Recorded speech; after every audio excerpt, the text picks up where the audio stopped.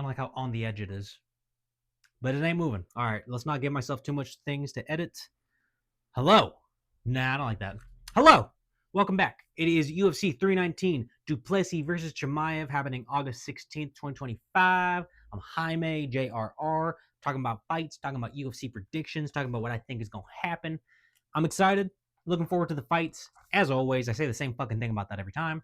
But main point is, I am so excited for this card. It is stacked from bottom to top. Karine, Silva, Bryan Battle, JJ Aldrich. We got so many different fights to look forward to from the beginning of the night to the very, very end. There's almost not a single fight here that even is that dampens the quality of this card at all. It is a impressive card. Very much looking forward to it. Let's just get started though. Karine Del Silva. Nope.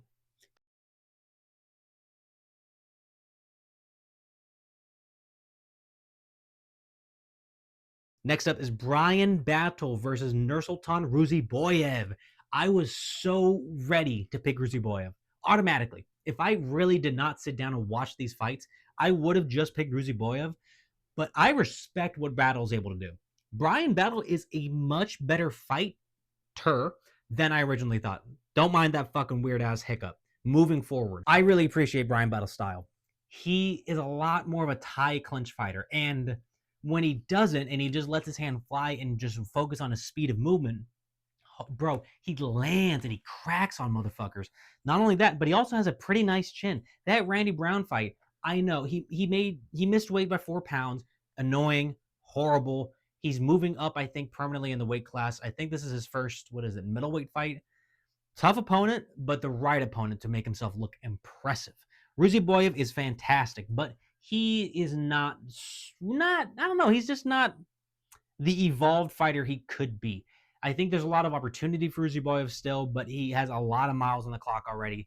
Bryan Battle is very skilled, very technical for, again, his clinch work more than anything. The way he's able to control people against the cage and just score. Just score, damage. If you release and fucking split up and cause a firefight, Bryan Battle actually has a fantastic ability to fire back after receiving something.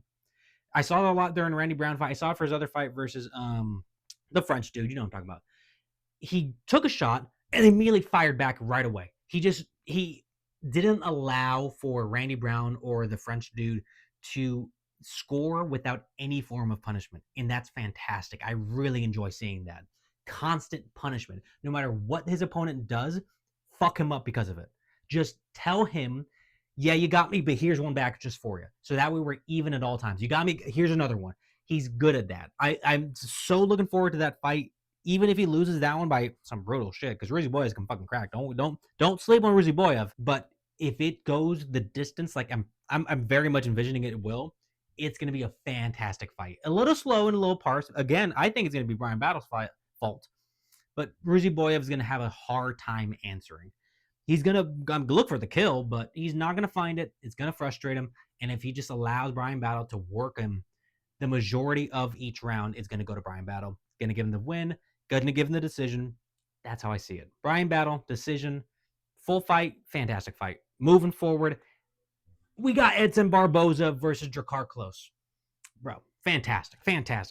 Edson Barboza, I thought the time he had off was longer. Everyone talked about it like he's coming back after such a long layoff. A year and a bit, okay? Yeah, that's a good bit. That's not insane, though. We've seen some guys come off of like 2 years, 3 years, and they put on a performance sometimes. I'm expecting that out of Edson Barboza. I think the fight with Drakkar is going to be largely be on the feet. And even though Drakkar is going to advance, he's going to grab a hold of Edson Barboza. I really don't see him being punishing. I think he's going to wrestle. I think he's going to probably toss around Edson Barboza for maybe 3 or 4 takedowns or so. But I don't think he's going to hold him down all the way. He's going to more than likely get up once or twice. And Edson Barboza is going to be able to get his striking off way more often than not, especially with Drakkar constantly trying to step in for a wrestling grab or takedown. Edson's just going to punish that. Edson's not going to be as fast as he used to be, but he's going to be fast enough. I'll say with Edson Barboza for a decision. Sucks, heater fights, all of them probably going to go to decision, but I love it. It's going to be violence. It's going to be people swinging and someone's going to be cut up bleeding. I cannot wait for this night. Picking Edson Barboza again. Decision. He's going to probably not make it the most exciting return fight right now, but I look forward to it no matter what. Chase Hooper versus Alexander Hernandez. I got to be honest. I like Alexander Hernandez. His last fight, not the most impressive. Did he even get that win? Hernandez's last win was a decision victory against Halaba, where he struggled pretty hard. His record's not the most impressive. They're matched, I think, for wins, but Hernandez has like 8 losses compared to Chase's 2 or 3 or something like that. I'm going to be picking Chase Hooper. I think Chase Hooper is going to be ahead everywhere. I don't really think this is going to be as competitive as I would like it to be. In theory, I think these both are going to have a nice back and forth. Alexander showing a bit more. Alexander would be able to show us Chase Hooper straining more and thus showing us where Chase Hooper really is right now. I don't think Alexander's going to be able to do that. I think he's going to get styled on, sadly. I think, man, I almost want to say a round 1 sub. If it's not, it should be a nice, fairly competitive bout throughout to a decision. Again, I still think going for Chase either way. But I can totally see Chase Hooper being so fast that it catches Alexander off guard. He sits him down with a shot, and if Chase Hooper is hungry, active, and as determined as I think he will be, he's going to shoot for that neck, grab that motherfucking ghillie, pull him out, kill him dead. Chase Hooper with a sub finish in round 1. A bit of a stretch, I know, but I just like it. I like it. I'm hoping for it. I would love to see it happen. Let's go Chase Hooper round 1. Just make it a good fight. Make it a good fight. Who's the fuck, right? Jessica Andrade versus Loopy Godinez. I was going to pick Andrade, but I was not firm on that last night. Today I woke up, I watched Loopy's last fight. I really like it. I really like what Loopy was able to do against, what is her name? Polastri. Styled on her. Whooped her motherfucking ass. That one shot she did in the first round, she, like Pulaski or something, threw a kick or something and just grabbed it while it caught it in the midway, slammed her motherfucking ass. You don't see that all the time in women's MMA, all right? Loopy did that shit. I enjoy it. I'm looking forward to Loopy, what she can show us. Don't be sleeping on Jessica Andrade, though. She can crack. Everyone knows she's a fucking dog. She got dynamite in her hands. If you let Jessica get too close and just start cracking on you and give her too much respect, you're going to be fucked. It's going to be over. Even Silva knew that. Silva had to gain the respect, maintain it, never falter against her, because even if she did a little bit, punishment. And that punishment is knockout power. Do not play with that kind of knockout power. Do not play with Jessica. Stay on the outside. Do what you can. Work, grab, work. It doesn't matter what you do. I think you'll be a step ahead everywhere, but you need to work harder than Jessica at all times and let her know that. I'm looking forward to this fight because I would love to see Loopy show us something impressive. She can. If she could be dominant, she could whoop Jessica Andrade's ass. But if she gives Jessica any kind of respect, it's going to go to Jessica. She's going to knock her ass out. And if that happens, I look forward to that too because I love a good knockout, especially in the women's division. I'm going to be going Loopy with a decision. Let's see if she can, all right? I'm going to say it. I want to go Loopy decision. Let's see if she's able to do it, all right? I got hopes. I think Jessica still has a fantastic shot. If anything, I don't know the odds. I'm trying not to look at the odds anymore. I'd say Jessica will probably get the odds in this fight. Loopy will have to work her ass to get it. Loopy, decision. Yeah. Gerald Meerschaert versus Michal Oleksiejczuk. Last time we saw Michal, he fought Dumas and fucking whooped his goddamn ass. He beat the shit out of Dumas. And I thought it was going to be a bit competitive between him and Dumas. I thought Dumas was actually going to take that fight. I thought Michal was kind of over and done with. I thought he was on the outward scope. He was on his way out. No, man. He completely flipped the way I saw him. That night, it made me realize and see the Michal that he knows and thinks he is. The dog that he can be. The fucking murderer that lives within. And if that murderer is awake and still hungry like it was versus Dumas, he is going to run through Gerald Meerschaert. And I gotta fucking say, I like Gerald Meerschaert a lot. I'm actually a huge fan of him. When I saw him versus Reiner de Ritter, huge fan. I was super hyped up on that guy. Even when he lost, I was like, damn, that sucks. I'm feeling him though. I like the motherfucker. I can't pick him here. I think Michal's gonna walk through him. First round, sub. I don't know how he's going to get it. I think he's going to probably drop Gerald. And if Gerald doesn't go down, he's going to take him down, sadly. He's going to throw that leg behind him. If he does, you got to be careful at all times against Gerald Meerschaert, though. You cannot sleep on his jiu-jitsu. At any moment, even off his back, he can find something. Stay defensive.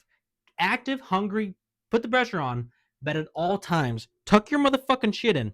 Do not give up your neck. Watch your arms. Don't overextend yourself, because if you do, he's going to take that sub somehow and fuck up your day, fuck up your parlay, and ruin this shit.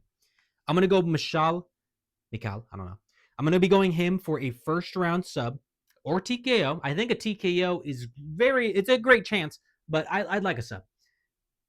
Michal, go for that. Let's go for that, okay? Let's just go for that. King Green versus Diego Ferreira. I did not know Diego Ferreira. After learning and finding out, this guy's been around the goddamn block. He has been fighting for a long time. Oh, man. When was his earliest fight? I got to see. Ferreira has been fighting since 2014. He's fought who's who. He's been knocked out. He's knocked out a couple people. A dog. A real dog. I am happy to see him and Green go up against each other. I think it's going to be the most even you can get for both of these guys, so we actually are going to get a great competitive fight. This is the big thing. Where is King Green going to be at? Where is Green going to be at? Is he going to be recovered? Is he going to be slow? Is he going to be hungry? Is he going to be working his ass off? Is he going to show us something new? I don't really think so. I feel like we would have heard something. We would have seen something. We would have had some knowledge that Green had some sort of massive improvement, or that there's something to look forward to this fight. In terms of Green, I'm not hearing anything. And he's a loud motherfucker. I would have heard something. Yeah, Diego got fucking blanketed by Dawson, but even still, I saw so much potential. His striking is fast. He hits hard, too. Grant did not want to stand very long, and as soon as last round started, he tried to just have that entire round on the ground, be on top of Ferreira, which it worked, obviously, but Green's not a wrestler, so that fear isn't there. This is all striking. If his striking isn't respected by Green, I do think Ferreira can knock out Green. Is it going to be an easy knockout? Is it going to be a clean knockout? I doubt it. I think it might be a little stopped, a little suddenly. Hopefully not, because if he's out, he's out. But we also have to put respect on Green's striking. He's tricky. He's a hard guy to get past. He's hard to enter his zone and find those shots. Even Rufy, for a good 2 minutes or so into the fight, he kind of needed to play around and not land much of almost anything just to enter Green's range and get comfortable within it. Ferreira, I think, is going to be getting in that range by way of Green getting into Ferreira's. And once Green's in Ferreira's going to punish him drastically. And if Green really isn't careful, motherfucker, put your goddamn hands up. If he isn't careful, he's going to get slept brutally. Brutally. Ferreira can crack, and he's going to hurt this motherfucker. I look forward to it. I'm going Ferreira. I'll go Ferreira decision. I don't think it's going to be as clean striking for either one of them, and it's going to be a bit hard to judge at times. I think one's going to rise, one's going to lower, one's going to rise, one's going to lower. It's going to be one of those kind of fights. Tim Elliot versus Kai Asakura. The thing is, Tim Elliot has not fought since when? Since his 2023 sub against Madaerji. Pretty good. That sub against Madaerji, pretty money. Pretty clean, pretty nice, pretty cool, pretty not bad. All right. I liked it a lot. Learning about these, like Tim Elliott and Diego Ferreira, learning about both these guys show I know nothing about UFC still. They have been around for so long, but this is my first time really knowing about either one of these guys. Tim Elliott, impressive record. He's fought everybody. He's fought fucking DJ. Dude, his track record is insane. I'm going to be going Tim Elliott on this fight. His experience speaks volumes, and I love how unorthodox he is. He's a weird fighter. He's been in the game for so long, and he's a weirdo, man. He fights strange. He'll just smile at you, do weird shit, a bit like what Bobby Green, King Green, like does at times, but better in what I saw, like a bit more tricky, a bit more hard to deal with, especially if he's able to get a nasty sub off Mudaerji like he did. Damn, motherfucker is dangerous. Nope. I gotta say honest, if I were fucking fighting that dude, I would not look forward to it, because you have to get over some mental hurdles. You have to be prepared to eat an unexpected shot and just be prepared to do that shit. I don't think Kai Asakura is gonna be ready for this kind of challenge. I think they hyped him up so bad about Pantoja. Now he's fighting someone super far low in the rankings, someone who's had a lot of time off. I don't know if he's going to take Tim Elliott as seriously as he should. He needs to treat Tim Elliott like Pantoja. And I don't think he's going to do that. I think that crucial mistake of a lack of respect to Tim Elliott and trying to do things you've already done before, that ain't going to fly against Tim Elliott. Good luck to Kai Asakura. I hope he proves me wrong. Land that flying knee, knock Tim Elliott out. Money. Fucking money if you do that. Good luck, though. I don't believe that at all. I don't think that's going to happen at all. I think Tim Elliott's going to find a submission. Crazy. I would love to see him get a submission. Against Kai Asakura, you're going to have to put him to sleep, though. I would love to see Tim Elliott get the decision, but I just don't think he has it on him like that, such as Pantoja does, where he was able to choke the life out of Kai Asakura. I don't think Tim Elliott's going to do that. I'll say decision for Tim Elliott. I don't like it going to a decision. I actually don't like picking that. I think it's going to be a bit ridiculous to see it go to a decision. One of these guys should be going to sleep, but we know how it goes. Just because something should happen doesn't mean it will. I'm excited. Tim Elliott, show me a decision fight. Do what you got to do. If you can finish him, motherfucking great. Let's see. Let's watch it happen, motherfucker. Jared Cannonier and Michael Venom Page. Obviously, if you have a brain, if you know striking, if you fucking know Michael Venom Page, you got to go for him. I ain't going to do that. I don't give a fuck. I'm going Jared Cannonier all day, okay? Why? I just think he has it in him. It's really just heart, man. I kind of just believe in the guy. It's the kind of thing where, yeah, I'll believe in Joshua Van. I love Joshua Van's style. I really like him. I like all this shit. I like all these different fighters and shit. I can't go against Jared Cannonier. A part of me still doesn't believe he lost to the people he lost to. You know? Like, he always makes these fights, almost always, competitive. They're tight. They have to break him down to get him out of there. And most of the time, people ain't getting Jared Cannonier out of there. Michael Venom Page has the tool set to do so. I look forward to seeing his skills on display, especially because he's going to hurt Jared Cannonier badly. But I think Jared Cannonier is going to know the danger coming at him. I think he's going to have a fair enough game plan of how to start and how to get to where he wants to be. Do I think he's going to win round one? No way. I do not expect that at all. But I feel and almost can assure that round two, if he is coming back, he's going to close that distance, cut off that cage, trap Michael Venom Page, and just manhandle him. You just need to get your fucking hands on Michael Venom Page and control him. He's going to fight you to get up. He's going to fight your wrist. He's going to fight your hands. Whatever. Fuck it. Take that shit. Let him do it. But just hit him. That's the thing. At all times, crack him on the dome. Give him some things. Let him get up. But knowingly find a shot that you can get in there and lay that much shit on there. I want to see Jared Cannonier beat the shit out of Venom Page. I might have just cut my fucking finger in excitement. I'm excited about this fight. This is my main event. I'll be honest with you. Besides Dricus, I am so excited about seeing Jared Cannonier on this fight. Let's go, Jared Cannonier.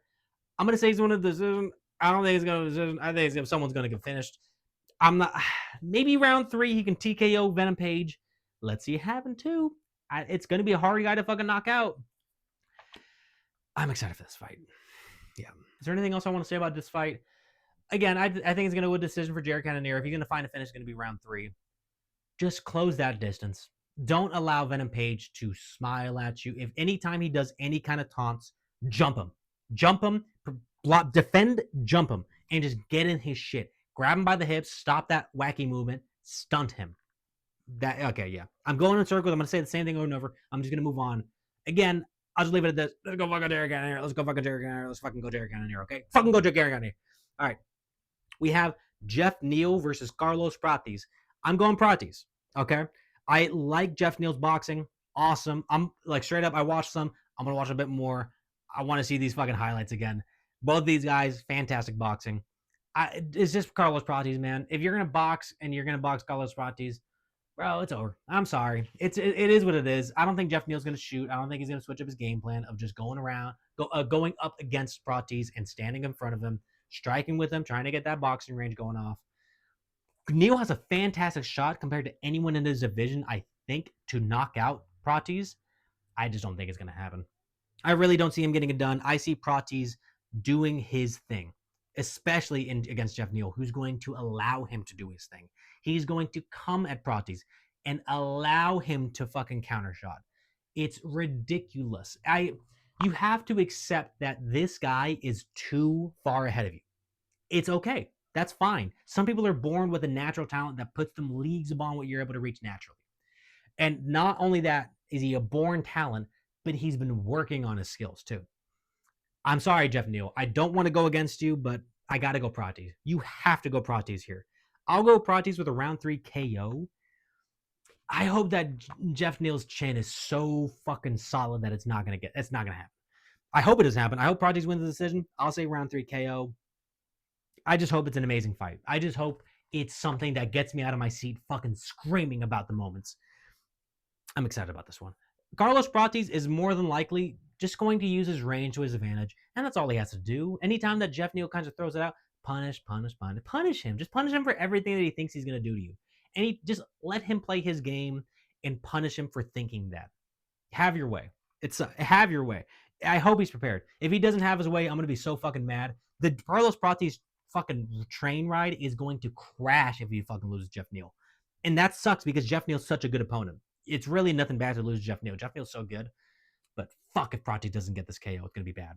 All right. Lerone Murphy versus Aaron Pico. You think I'm stupid? You think I'm a fool? You think I'm going to go Aaron Pico? No. Even if he wins and knocks out Lerone Murphy, it's foolish to pick him now. Short notice, number 6 opponent in his division, never had UFC experience like Lerone Murphy has had, and his opponent is an undefeated prospect that's very likely going to run for the championship very soon. Get the fuck out of here, man. Get out of here. Man, just...